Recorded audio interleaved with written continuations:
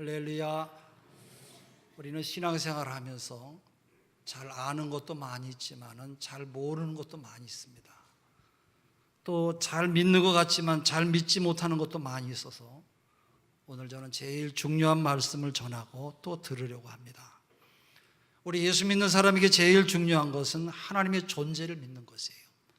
히브리서 11장 6절에 믿음이 없이는 기쁘시게 못하나니 하나님께 나아가는 자는 반드시 그가 계신 것과 그가 자기를 찾는 자들에게 상 주시는 이심을 믿어야 할지니라. 하나님을 우리가 어떤 분으로 믿어야 됩니까?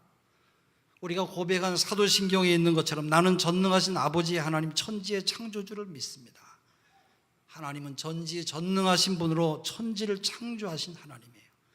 그분은 모든 것을 하실 수 있는 분이시며 그분은 모든 것 위에 계신 분이 바로 우리가 믿는 하나님이에요. 천지를 만드신 하나님을 우리가 아버지라고 불러요. 여러분, 아버지 되신 하나님을 누가 믿사오며? 내가 믿사오며 우리가 다 믿어요. 아멘. 그렇기 때문에 신앙생활의 가장 중요한 출발점은 창세기 1장 1절에 하나님이 태초에 천지를 창조하시라고 하는 이 말씀을 믿느냐 못 믿느냐에 달려있는 것이에요. 태초에 하나님이 천지를 창조하시느니라고 하는 말씀을 믿으면 성경 전부를 다 믿을 수가 있어요. 파도를 잔잔케 하고 병을 치료하는 이런 문제가 아니에요. 창세기 1장 1절을 믿지 아니하면 그러나 성경 전체를 믿을 수가 없어요. 여러분은 하나님을 믿는 사람, 사도신경대로 바로 하나님 앞에 신앙을 고백하는 믿음의 사람들인 줄로 믿습니다. 혹시 아직도 믿어지지 아니하고 고개가 아직도 갸우뚱해지는 분은 말씀을 듣는 중에 성령이 여러분의 마음을 조장하셔서 믿음이 들어가시고 믿음의 확신이 생기기를 주의 이름으로 축원합니다. 본문 말씀은 다윗이 그 대적들로부터 구원받은 후에 자신을 지켜주신 하나님을 찬양한 내용이 본문의 말씀이에요. 오늘 우리가 읽은 이 시편 18편의 말씀은 사무엘하 22장에 있는 내용과 똑같아요. 그 사무엘하 22장 1절에 보면 여호와께서 다윗을 모든 대적의 손과 사울의 손에서 구원하신 그날에 다윗이 이 노래의 말씀으로 여호와께 아뢰었다 그렇게 말해요. 2절부터 7절까지가 본문 18편 1절부터 6절까지 똑같은 내용으로 나오고 있어요. 오늘 우리가 읽었습니다만 1절의 말씀을 같이 한번 읽겠습니다. 1절입니다. 나의 힘이신 여호와여 내가 주를 사랑하나이다. 하나님이 사랑합니다. 하나님을 사랑합니다. 우리가 하나님을 사랑한다고 고백하고 하나님을 사랑하는 사람으로 사는 것이 바로 신앙생활의 핵심이에요. 다시 말하면 하나님을 사랑하는 것 자체가 하나님을 섬기는 가장 좋은 방법이에요. 여러분 사랑에 빠지면 어떻게 돼요? 다른 사람이 이해하기가 어려워요. 그 전에 우리 교회 청년 가운데 한 사람이 군대 제대하고 와서 열심히 교회 나와서 봉사를 많이 했어요. 아침 일찍 나와서 청소도 하고 봉사하면서 목사님 심부름 시킬 일이 있으면 저에게 말씀하세요. 내가 도와드리겠습니다. 열심히 했어요. 아침에도 점심에도 저녁에도 교회 나와서 여러 가지 일을 도와주며 고마워서 내가 밥 먹으러 갈 때도 함께 챙겨서 밥을 먹고 데리고 다니고 또 부탁할 일이 있으면 어디 가서 좀 뭐를 사오라고 하기도 하고 이렇게 심부름도 하고 열심히 했는데 어느 때부터 교회에 보이질 않아요. 왜 아무개 청년이 어디가 아픈가? 왜 교회를 나오지 않나? 왜 보이질 않을까 생각하며 기다렸는데 나중에 알고 보니까 어떤 여자 청년하고 지금 연애 중에 있대요. 사랑에 빠졌다는 거예요. 그래서 보니까 아주 얼굴에 정신이 하나도 없어요.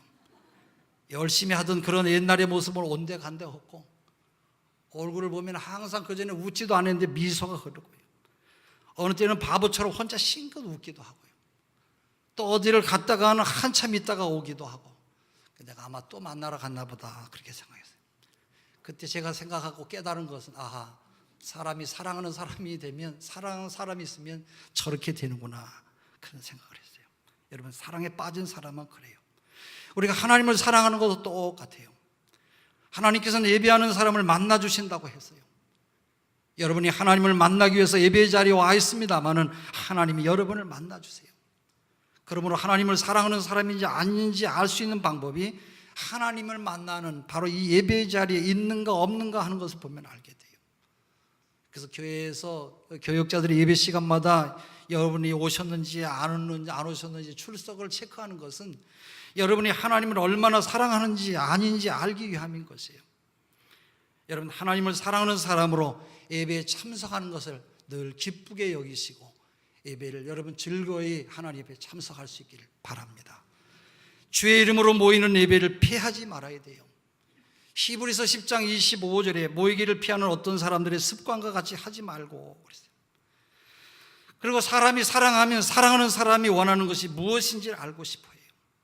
그래서 사랑하는 사람이 원하는 대로 좋아하는 대로 그것을 하려고 노력을 해요. 사랑하는 사람의 마음에 들고 싶어서 사랑하는 사람이 원하고 듣고 싶어하는 것을 하기 위해서 하면 안 되는 거짓말도 때로는 서슴지 않고 말을 해요. 아마 여러분 가운데도 혹시 남편이나 아내에게 속아서 결혼하신 분들이 없지 않아 많이 있을 것 같아요. 남성들이 결혼하기 전에 거짓말 제1순위가 뭐냐면 결혼하면 내가 다 해준다는 거예요. 결혼 전에 여인들 사이에 주고받는 대화 가운데 결혼하면 내가 다 해준다고 하는 말하고, 또 여자들이 하는 말 가운데 당신이 세상에서 최고로 멋지다고 하는 이런 말들은 전반이 거의 반이 거짓말이라는 거예요. 이제 설문조사가 나왔어요. 이 인터파크는 기혼 남녀 8,849명을 대상으로 결혼 전 배우자에 대한 거짓말 조사에서 남성들은 결혼하면 내가 다 해준다, 이 답변이 56%를 차지해서 1위를 기록했는데 제주도 사람이 또 그런 얘기를 제일 많이 한다네요. 여자의 경우는 전체 응답자의 42%가 결혼 전 남편에게 세상에서 당신이 최고로 멋졌다고, 그 거짓말이 42%로 1위를 차지했다고 그래요. 또 화장 하나도 하지 않은 얼굴이다, 집안이 너무 엄해서 일찍 들어가야 된다, 각각 이런 것이 30%, 28%로 거짓말 2, 3위 올랐다고 그래요. 여자들이 결혼한 다음에 남편에게 한 거짓말로는 이런 말이 최고 1위를 기록했대요. 화내지 않을 테니까 솔직히 한번 말해보라. 이게 56%였다고 그래요. 그 다음에 다이어트 중이다, 오늘만 먹고 안 먹는다, 25%. 또 결혼 전에 내가 이래봬도 따라다니는 사람들이 줄을 섰다, 이게 19%였다고 그래요. 여러분, 하나님도 마찬가지예요. 우리가 하나님을 사랑하면 하나님의 뜻을 알려고 하고 하나님의 뜻을 따라 살아서 하나님께 잘 보고 싶어 하는 거예요. 하나님의 뜻을 알기 위해서 하나님의 말씀을 읽고 하나님의 말씀을 듣고, 우리가 예배 중에 설교를 듣는 것도 마찬가지예요. 하나님의 말씀을 공부하고 하나님의 말씀을 묵상해요. 그리고 배우고 확신한 대로 살려고 애를 써요. 디모데후서 3장 14절의 말씀처럼 너는 배우고 확신한 일에 거하라. 바로 하나님의 뜻대로 사는 것 자체가 헛수고가 되지 않는 것을 알기 때문에 그러는 것이에요. 고린도전서 15장 58절, 견고하며 흔들리지 말며 항상 주의 일에 더욱 힘쓰는 자들이 되라. 이는 너희 수고가 주 안에서 헛되지 않은 줄을 알미니라. 여러분이 봉사의 자리, 섬김의 자리에서 땀 흘리고 애쓰는 수고가 결코 주님 안에서 헛되지 아니한 것을 믿으시기를 바랍니다. 그리고 사람이 사랑하면 어떻게 됩니까? 이야기를 자꾸 하고 싶어하고 듣고 싶어하고 또 들으려고 그래요. 별것도 아닌 이야기인데 그것을 자꾸 듣고 싶어서 하고 싶어서 전하기를 아주 붙들고 사는 사람들도 있어요. 하나님을 사랑해도 똑같아요. 여러분, 하나님은 우리의 생각과 다르신 어마어마한 그런 분이십니다만은 그럼에도 불구하고 우리가 하나님 앞에 우리의 소리를 자꾸 하나님 앞에 올려드려야 돼요. 어디를 가든지 뭘 하든지 하나님께 기도하며 내 지금 이 마음, 이 속, 내 환경을 말씀드려야 돼요. 감사한 것은 우리의 생각이 하나님의 생각에 미치지 못합니다만은 우리의 형편과 사정을 말씀드리면 하나님은 우리의 기도를 들으신다고 말씀하셨어요. 예레미야 29장 12절 13절, 너희는 내게 부르짖으며 와서 내게 기도하면 내가 너희를 들을 것이요. 오늘 우리가 읽은 이 6절에도 내가 환난 중에도 여호와께 아뢰며 하나님께 부르짖었더니 그가 그의 성전에서 내 소리를 들으시며 그랬어요. 여러분, 전능하신 하나님께서 내 이 속사정을 들으신다는데 얼마나 감사해요. 여러분의 소리를 자꾸 하나님 앞에 전할 수 있기를 바랍니다. 사랑하면 듣고 싶은 것이에요. 여러분들도 그럴 것이에요. 여러분, 사랑하는 자녀들과 여러분 자꾸 만나서 이야기를 하고 싶고 여러분의 자녀들과 함께 있고 싶은 것이 우리 사람의 마음, 우리 부모들의 마음이에요. 여러분이 기쁠 때가 언제예요? 여러분 자녀와 함께 이야기를 나누고 이런저런 앞날의 꿈에 대해서 또 자녀의 희망에 대해서 또 지금까지 지내왔던 일에 대해서 이야기할 때 제일 기뻐요. 우리 집 아내도 힘들고 피곤한다고 이야기하다가도 아들이 전화를 하면 얼굴이 금방 환해져요. 아들이 학교를 방학을 해서도 집에 자주 오지 못하고 가끔씩 오고 전화를 하니까 전화를 하면 얼굴이 금방 생기가 돌아요. 얼굴이 아주 환해져서 너무 좋아하는 걸 봐요. 그러다가 어느 날 아들이 집에 온다 그러면 좋아하는 음식을 만들고 기분이 너무 좋아가고 콧노래를 부르면서, 그날은 저도 최고로 잘 먹는 회식하는 날이에요. 다른 때는 늘 그저 된장에다가 뭐 한 가지 정도 뭐 그런 거 그냥 대충 이렇게 우겨 싸서 그냥 먹고 치워버리는데, 우리 아들만 온다고 하면 뭔 상다리가 그렇게 부러지냐. 여러분, 사랑하면 그런 거예요. 하나님도 똑같아요. 하나님께서도 우리의 기도를 자꾸 듣고 싶어 하는 거예요. 여러분, 들어주신대요. 여러분, 기도하시기를 바랍니다. 그리고 사람이 사랑하면 어떻게 됩니까? 자꾸 주고 싶어 해요. 마음을 주는 것은 물론이고 물질도 주고 싶어 해요. 90살이 다 된 할아버지가 삶의 의욕을 잃고 홀로 지내고 있었는데 어느 날 밤에 서울에서 아들이 하나밖에 없는 손자를 데리고 내려왔어요. 방 안에 들어서지도 않고, 아버지, 얘 좀 며칠만 좀 이렇게 불러 여기 데리고 계세요. 그렇게 말만 남기고 떠났어요. 그날부터 할아버지는 손자를 위해서 하루 세끼 밥을 짓고 반찬을 하고 땔감을 모아서 불을 지피고 씨를 뿌리고 채소를 가꾸고 장을 담고 집수리까지 다 했어요. 어디서 힘이 났는지 모른대요. 손자를 위해서 이제 돈도 필요해요. 열심히 농작물을 갖고 와서 시장에 내다 팔기도 해서 손자의 학비를 주려고 일을 했어요.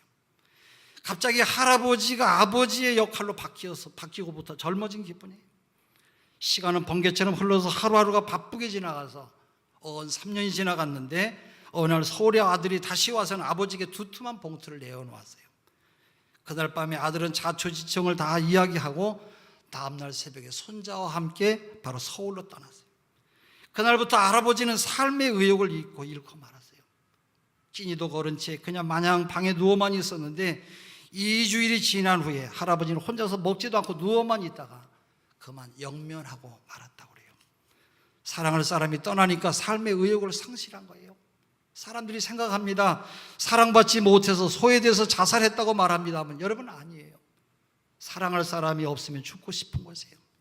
사랑할 사람만 있으면 여러분 죽을 이유가 없어요. 여러분, 사랑할 사람이 많이 있어서 예수님은 죽었다가도 여러분 살아나지 않았어요. 여러분, 사람이 사랑에 빠지면 그런 것이에요. 하나님도 마찬가지예요. 하나님을 사랑하면 하나님께 예물 드리는 것이 당연한 것이고 더 못 드리는 것에 대해서 여러분 죄송한 마음을 갖는 것이에요. 11조 드리는 정도를 말하는 것이 아니에요. 11조는 하나님께서 내 것이라고 하셨기 때문에 당연히 하나님께 드려야 될 하나님의 것이에요. 생활 속에서 시간과 정성과 물질을 하나님께 더 드리지 못함에 대해서 더 하나님의 마음에 합한 삶을 살지 못해서 죄송해하고 안타까워하는 것이에요. 주머니가 열려야 진짜로 사랑하는 것이에요. 사람에게도 하나님께도 교회 사랑하는 것도 주머니를 열어야 진짜예요. 주머니를 열지 않는 것은 사랑하는 게 아니에요. 교회 와서 봉사하는 분들도 주머니가 열려야 진짜 교회를 사랑하는 사람들이에요. 사람이 사랑하면 어떻게 됩니까? 사람이 여러분 사랑하는 사람을 꼼짝하지 못하게 해요. 다른 사람을 생각하지도 못하게 하고 다른 사람을 만나지도 못하게 해요. 그럴 기회를 주질 않아요. 만약에 그러려고 하면 죽이려고까지 하는 것이에요.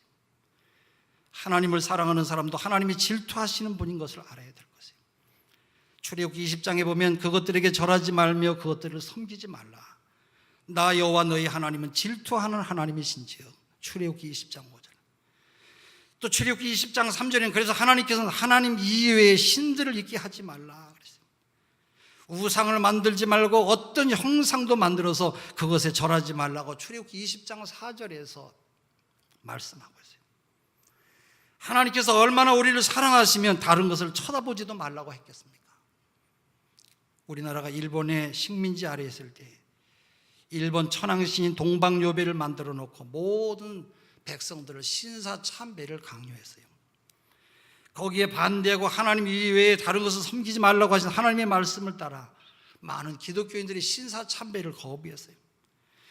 물론 거기에 동조를 하면서 함께 참배를 한 사람들도 없지 않아 많이 있습니다만은 주기철 목사님을 비롯한 많은 사람들은 끝까지 신사 참배를 거부했어요. 거부한 사람들이 마지막 순교한 사람들이 198명. 이들은 평양 감옥이나 다른 감옥으로 옮겨져서 모진 고문을 당하고 억압을 당하면서 신앙의 절개를 끝까지 지키며 끝까지 자기들의 신앙을 하나님 옆에 순수하게 그대로 드렸어요. 그 당시 주기철 목사님은 평양의 산정의 교회를 담임하고 있었는데 자꾸 목사님이 교회를 섬기면 성도들을 자꾸 신앙 안에서 자꾸 세워서 반란이 일어날 것 같으니까 교회를 섬기지 못하겠어요. 그리고 경찰서 감옥으로 끌고 들어가서는 온갖 해유와 압력으로 되돌아서겠습니다마는 끝까지 신앙의 절개를 지키면서 모진 고문과 아픔을 잘 견뎠어요. 매 맞고 밥을 굶기고. 감옥에 들어가기 전에 마지막 주기철 목사님이 피를 토하는 것 같은 각오를 가지고 자기의 굳은 신앙과 주님을 사랑하는 마음을 그대로 표현했어요. 나의 사랑하는 성도 여러분, 이제 받는 고난과 장차받을 영광을 좋게 비교하지 못합니다. 이제 받는 고난은 오래 가야 70년이지만 장차받을 영광은 천년 만년 영원무궁합니다. 이제 받는 고난은 죽을 몸이 죽는 것뿐이요 장차받을 영광은 예수의 부활하신 몸과 같이 영원히 영화의 몸이 될 것입니다. 끝까지 참고 견디십시다. 주님을 위하여 오는 십자가를 내가 피하였다가 이 다음 주님께서 너는 내가 준 유일한 고난의 십자가를 어찌 했냐고 물으시면 무슨 말로 대답하시겠습니까? 그런 거로 나에게는 일사각오의 길만 있을 따름입니다. 인생은 초로와 같이 짧고 의는 영원 무궁합니다. 사랑하는 성도 여러분, 의에 죽고 의에 삽시다. 의를 버리고 예수님을 향한 의를 버리고 산다고 하는 것은 개 짐승만도 못한 사람입니다. 예수로 같이 살고 예수로 같이 죽고 예수로 같이 우리가 삽시다. 구구절절히 주님을 사랑하는 설교를 불을 뿜듯이 설교를 한 다음에 목사님은 두 팔을 쭉 벌리고 발로 마룻바닥을 퉁퉁 구르면서 당당 치면서 찬송을 불렀다고 그래요. 두 손을 높이 들고 이 세상 험하고 나 비록 약하나 늘 기도 힘쓰면 큰 권능 얻겠네. 주의 은혜로 대속하여서 피와 같이 붉은 죄는 가지겠네. 모든 성도들이 목사님이 울면서 찬송하는 거에 눈물 흘리면서 찬송하는데 모든 성도들이 함께 찬송을 불렀다 그래요. 또 주기철 목사님 마지막 운명할 때 이런 기도를 하셨어요. 오 주님 예수여, 내 영혼을 주님께 부탁합니다. 십자가를 붙들고 쓰러질 때 내 영혼을 받으시옵소서. 옥중에서나 사형장에서 내 목숨이 끊어질 때 내 영혼을 받으시옵소서. 아버지 집은 나의 집, 아버지의 날은 나의 고향이로소이다.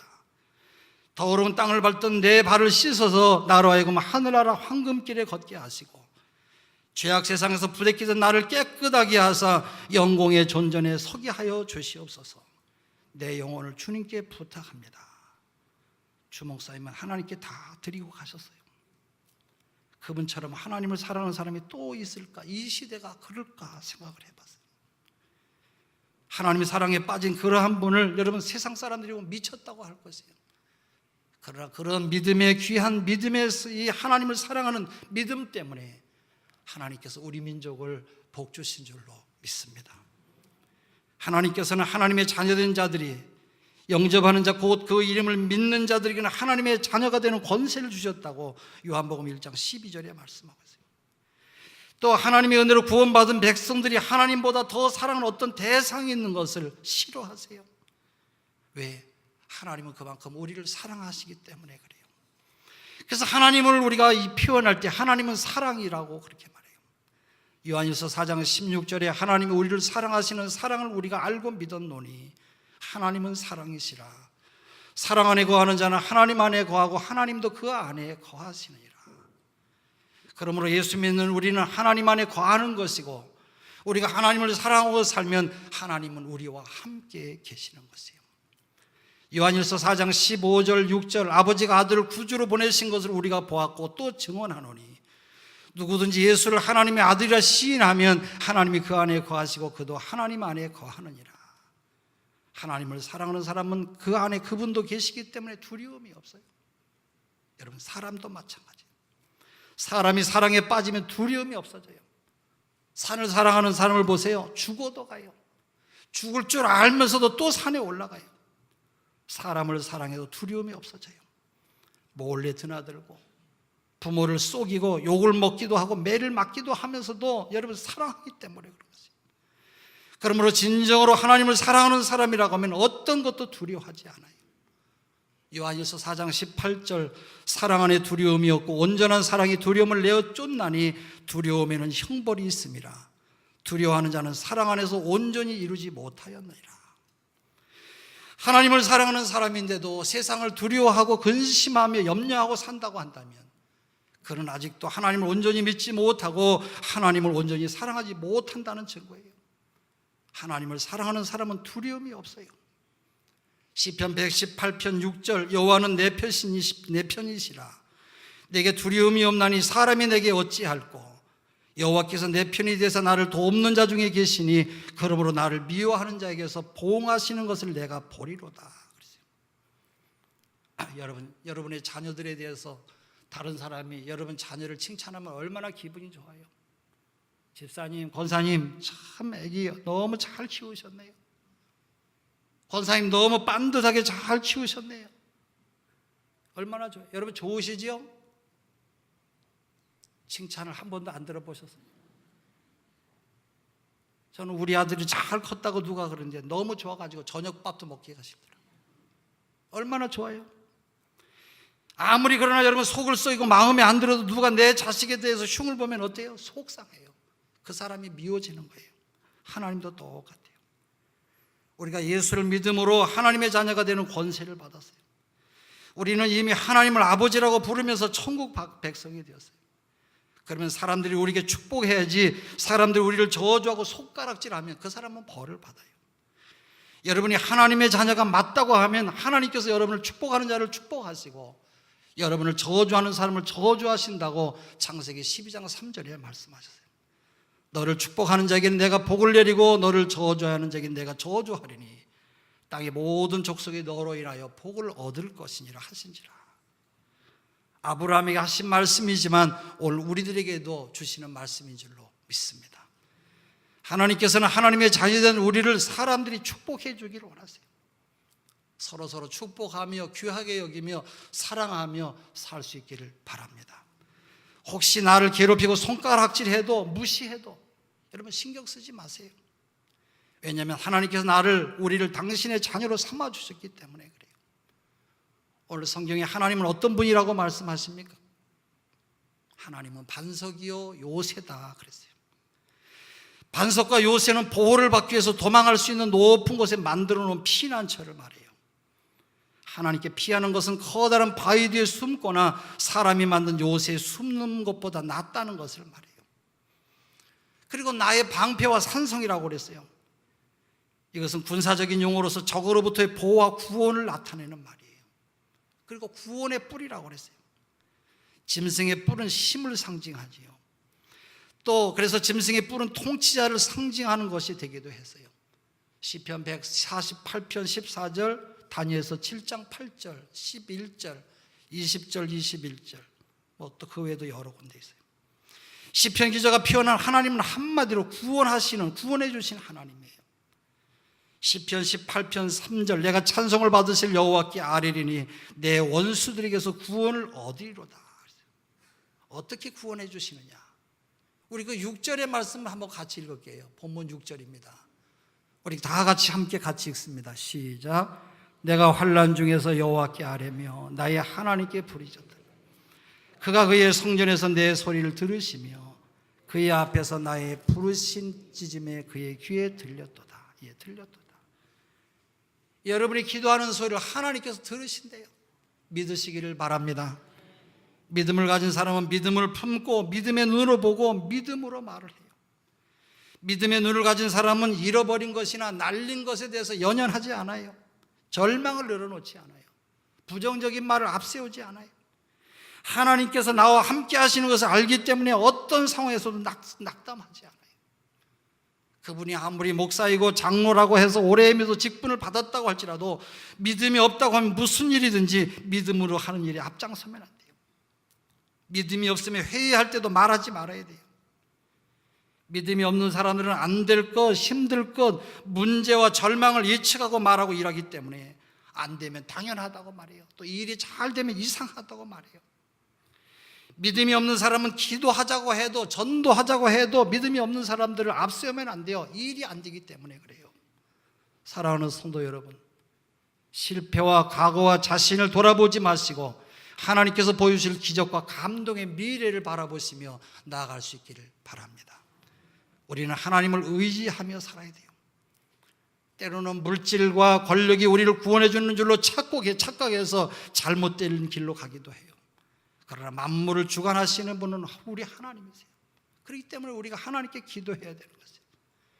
우리는 하나님만을 의지하는 삶이 완전한 승리인 것을 깨닫는 지혜자가 되어야 될 것이에요. 물론 예수 믿고 살아도 때로는 어려움이 있어요. 왜냐하면 우리의 삶이 완전한 삶이 아니기 때문에 그래요. 그러나 하나님을 의지하고 살면 하나님께서 언제나 내 편이 되어주셔서 결국은 합력하여 선을 이루시는 좋으신 하나님인 것을 믿으시기를 바랍니다. 그렇기 때문에 여러분이 혼자 있을 때도 가정에서 식구들끼리도 자녀들끼리도 여러분 자녀들 앞에서 있는 것과 남은 것을 말하고 또 가능성과 승리의 삶을 살아야 돼요. 또 하나님의 풍성함을 말하면서 늘 하나님의 긍정적인 신앙을 가질 수 있기를 바랍니다. 하나님께서 우리에게 주실 축복과 희망을 생각하며 말할 수 있기를 바랍니다. 하나님께서 내게 보여주실 기적과 감동의 미래를 바라보시면서 믿음으로 날마다 승리하는 여러분의 생애가 되시기를 바랍니다. 우리 하나님은 우리의 왕이시고 우리의 모든 문제를 해결하시는 절대자 하나님이에요. 우리 찬송 한 장 같이 하겠습니다. 나의 힘이 되신 여호와여, 내가 주님을 찬양합니다. 자막을 좀 넣어주세요.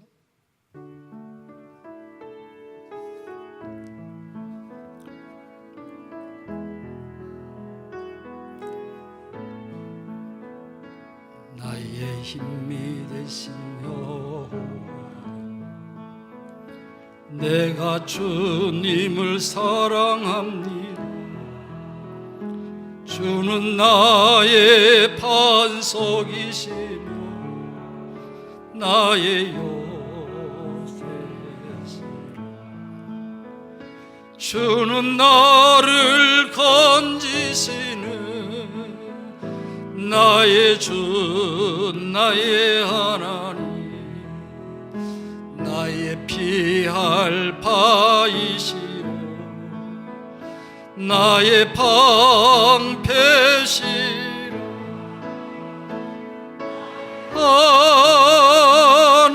하나님, 나의 하나님,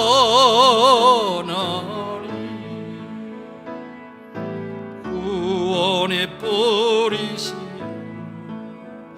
나의 산성이라. 나의 하나님, 나의 하나님,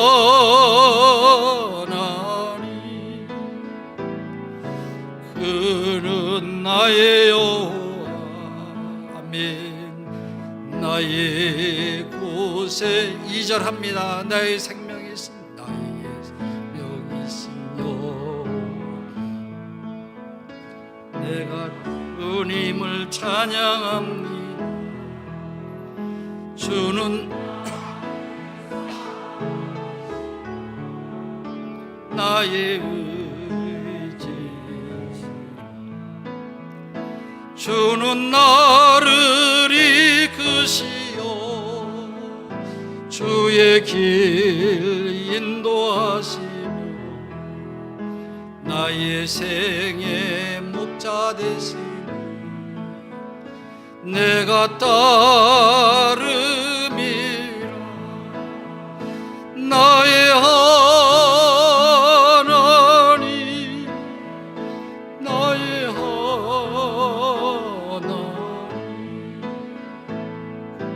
생명의 멸류관을 내게 씌우소서. 나의 하나님, 나의 하나님,